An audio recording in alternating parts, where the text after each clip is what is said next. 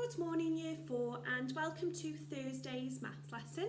Now this lesson is going to be for the children with the Year 3 booklet again, and today I'd like you to turn to page 19 and that's the page we're working from for today's work. So it's going to be the page that looks like this. So we are going to be continuing to divide. Now behind me I've got a warm up for us to do, and this is revisiting what we were doing yesterday with our sharing method. So we're going to share the sweets into two equal groups and then find out the number sentence for the corresponding visual. Okay, so first of all what I need to do is see how many sweets I have got. So let's count how many sweets are on the board. So we've got 1, 2, 3, 4, 5, 6, 7, 8. So I've got 8 sweets, and what I need to do is to split them into two equal groups. So my number sentence is going to be 8 divided by 2, and then whatever is in one of these groups is going to be my answer. So I'm going to start by sharing them equally into 1 and 2 groups. Okay, so we've got 1, 2, 3, 4, 5, 6, 7, and there's the last one, 8. Now I want to just be counting what's in one group. So we're going to see how many sweets are there in one group, and I can cross them off as I was doing yesterday. Got 1, 2, 3, 4. So 4 is my answer, and that was using the sharing method from yesterday. So 8 divided by 2 equals 4. Wonderful. Okay, so today we are going to be using the bus stop method for division. Okay, so this might be new learning for some of you, and I'm going to work through the paper. However, you'll notice that I'm starting with question 2. Now on your books, this is the bus stop method. Don't start this one yet until we come on to where it says question 1 on the board, because that is going to be our main learning for today. So what I am going to do is doing some examples which are very similar to section 2 in your workbooks. Now you can see that I've got 3 division number sentences on the board, and there is one large number in the box. Now the box with the large number is my answer, and I need to circle the correct number sentence that corresponds to that answer. So first of all we need to work out all 3, and whichever answer has got the number 5, I'm going to circle it because that's the right number sentence to match my answer. Okay, so first one, we've got 16 divided by 4. So how many 4s will fit into 16 when we are dividing? So let's use our 4 times table. So 1 times 4 is 4, 2 times 4 is 8, 3 times 4 is 12, and 4 times 4 is 16. So how many equal groups did I have? 1, 2, 3, 4. So 4 is going to be my answer there. Okay, so it's not going to be that one that I'm circling because the answer is not 5. Let's try another one. So 15 divided by 3. Let's use our 3 times table all the way up to 15. So 3, 6, 9, 12, 15. How many groups have I got? 1, 2, 3, 4, 5. And the answer there is 5 as well. However, there could be 2 possible answers, so I do want to have a look at my final number sentence as well. So I've got 20 divided by 2, and when we divide by 2, we also need to halve. So what is half of 20? And we know that in Year 4, don't we, that half of 20 does equal 10.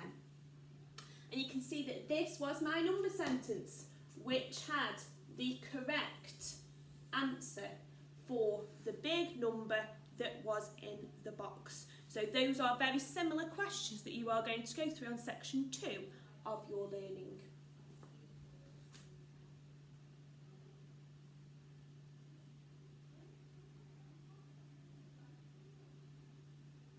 Okay, so now I have changed the number, and my answer that I'm looking for is the number 1.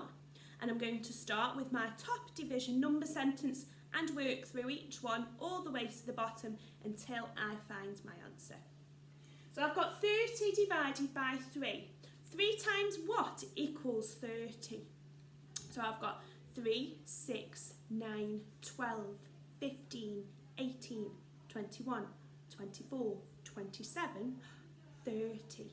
And how many of those 3's went in? How many times did I have to jump with 3 to get to 30? I've got 5 and another 5, which was 10. So 30 divided by 3 is 10. Okay, so moving on, because that was 1 and a 0, and I've only got a 1, I've got no 0 in there, so that's not going to be the right answer for me. Let's move on to the second number sentence. So I've got 4 divided by 4. Let's use our 4 times table. Now straight away, 4. And I've got there. How many groups did I need of equal groups of 4? And they needed 1. So 1 is my answer here. And you can also see that 1 is the answer in the big box. However, I'm still going to double check and use my third number sentence just to make sure that I haven't got 2 possible number sentences. So my final one is 4 divided by 2. And then when we say divide by 2, again, we mean to halve. So if I've got 4 and I halve them, how many are in 2 equal groups if I halve them? I've got 2, haven't I? So that's also not the right number sentence that I need to circle. And you can see that my answer there is 1. So I'm going to circle the correct number sentence that corresponds to my large number. Now you can have a go at section 2 of your learning now, and then we're going to move on to section 3. Like I say, our learning question today is to use the bus stop method. So use section 2 and section 3 as a bit of a warm up and getting your brain into gear, ready for new learning.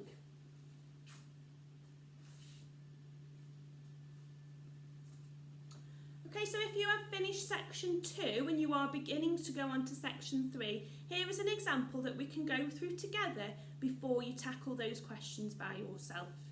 Now you can see that this is how it would be laid out in your books, and you've got the number 30 here, and then it's telling me to divide by 5, and you've got an arrow. We need to put our answer next to the arrow. So I need to use my 5 times table all the way up to 30. Okay, so I've got 5, 10, 15, 20, 25, 30. So 30 divided by 5 is 6. So I can put the number here. Now when you do get on to section 3 of your learning, you may have a 2-step problem, which means you're going to do what you've done on the first part of the lesson here, but then you might have to also do something with your answer and divide it again. So let's start and look at my second example on the board. So I've got the number 60, and first what I need to do is to divide it by 10. That's my first step, and that's what I'm going to do. So I need to do 60 divided by 10. So if I use my 10 times table all the way up to 60 and see how many groups I have. 10, 20, 30, 40, 50, 60. So I've got 6 groups. Now in your books, because there is nowhere for you to put your answer, you might want to just jot it down so you can remember what number that is, because 2-step problems require us to remember and then solve another equation here. So now what I need to do is to divide by 2. Well, what am I dividing by 2? I'm dividing this number that I've just got. So I've got 6 and I need to divide it by 2. Now when we're dividing by 2, it's halving, so we've said that previously in today's lesson, or you could use your 2 times table as well. We know though in year 4 that half of 6 is 3, and I'm going to put my number here for my answer. Okay, and I did just make a note of what that number was for the first part of my number sentence.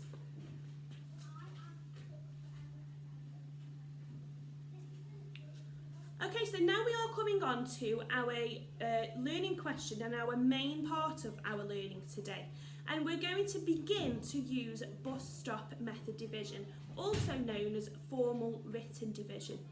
And this is where it's division where we can't normally use our times tables all the way up to larger numbers. So formal division is most efficient when you are using larger numbers that need to be divided. Now I'm going to go through each example on the board and show you how we work through the bus step method, or as it's otherwise known as the formal method. Now for question 1, in my example of section 1, I've got 69 and I've divided it by 3. And the reason we call it bus stop method is because it looks a little bit like a bus stop. So we have a line here, and I'll go over it in red so you can see. So it goes up and across. And that is my bus stop. So that is where the name bus stop method comes from. So I've got the larger number, the number that would go at the beginning of my number sentence in the bus stop, and whatever I'm dividing it by sits outside my bus stop. So the number sentence would be 69 divided by 3. Now with bus stop method we need to work on this end here where my 3 is, and I'm going to be using my 3 times table to work out my answer. How many 3's would go into the number 6? So I'm going to use my times table knowledge. 3, 6.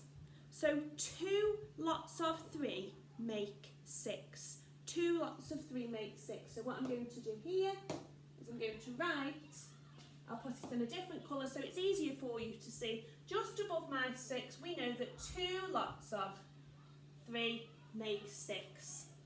Okay, now I'm going to do the same, but for my next number across. So how many lots of 3 make 9?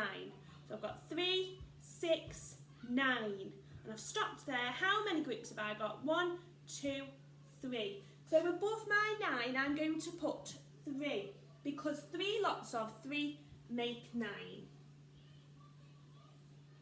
And that's it, and then I'm done. I'm all done because I've got to the end of my numbers. So my answer is sitting on top of the bus stop. So the whole number sentence would read 69 divided by 3 equals 23. And that is my whole number sentence represented in formal written division.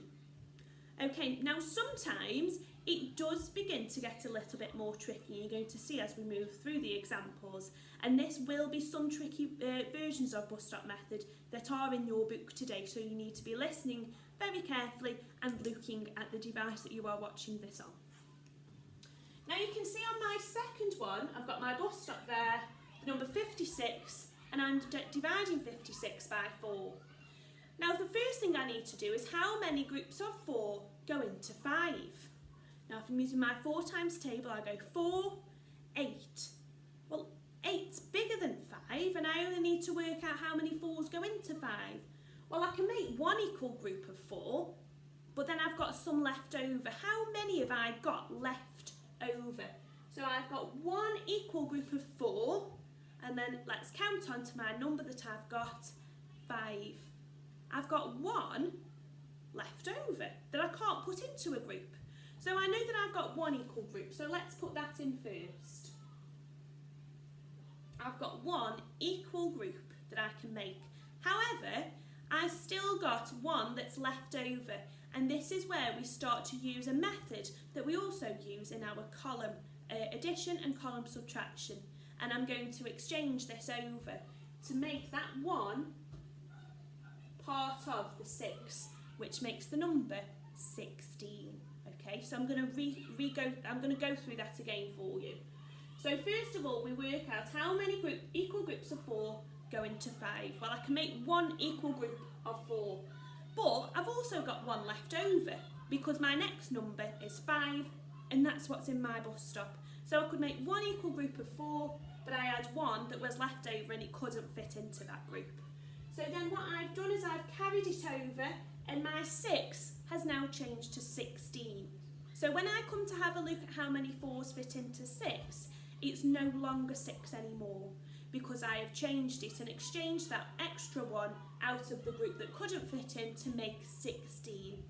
So now what I'm going to do is I'm going to see how many groups of 4 fit into 16. So 4, 8, 12, 16, and I've got bang on the number that I needed in my bus stop. And how many groups fitted in to 16? 4 groups fit into 16. So 4 lots of 4 make 16. So then that is how I can represent my number sentence in division when we have a number that is larger than what we need. We might have some extra that we need to carry over into the next column. Okay, so let's have a look at my next one down here. So I've got 50 divided by 2, or half of 50 if we are dividing by 2. So how many 2's go into 5? How many lots of 2 can we get into 5? And I'll do this by showing a visual example. I'll do it up here so you can see. So I've got 1, 2, 3, 4, 5. That's not an equal group, is it? Because I needed one more to make that equal group. So how many groups have I got that can go in above my 5? I've got 2 equal groups of 2.